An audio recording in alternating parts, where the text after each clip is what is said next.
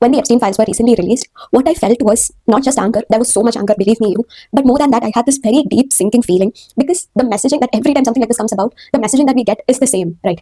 That there are men with enormous influence and they are very deeply okay with being part of this exploitative system. And it doesn't matter what sector they are from, from academia, politics, business, or even spirituality, they are all deeply entangled. And these are the men that other people have admired and defended. And these are the men that people look up to and build their entire belief system around. When we look at this horrifying crimes, I think we also have to look at the pattern of how the power constantly protects itself, about how the status of these men insulate them from any sort of punishment, if ever. And these are the men that publicly disagree with one another, but they're still okay with being part of the system, and not just being part of the system, but actually perpetuating violence and exploit other women and other children in the system. And that is horrifying. Even with all of this coming now, right, I see people coming on the internet, especially with very conservative and right-wing ideologies, and coming and saying that we just need better men at the top, or we just need to have a better leader, and even somehow even going to justify what they have done at the worst case scenario. And I kept thinking, how are you doing this? How are you thinking about it this way? And as much as my emotions are on high right now, I was thinking about this book, The Will to Change by Bell Hooks, and in that she talks about this idea of a benevolent patriarch. So the idea of a benevolent patriarch is he's the good man, he's the provider, and he's the protector, and he treats women with kindness. But at the end of the day, he's still at the top. He is at the top of the hierarchy, and is still going to benefit from the system that placed him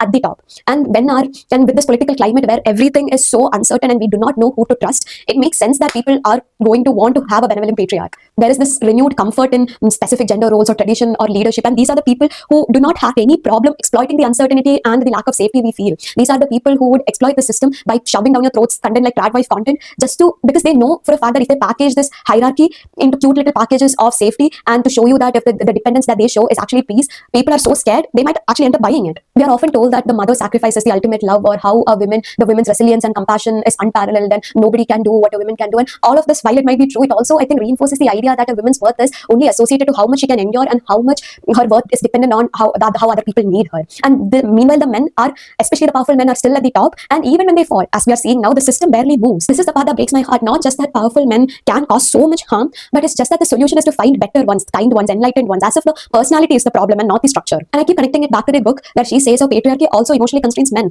The man who they are taught from a very young age that the ideal man is emotionally detached and is in control, which means that even the good man exists within a system that rewards dominance. And this does not disregard any harm, but at the same time, we have to understand that just replacing men do not change much.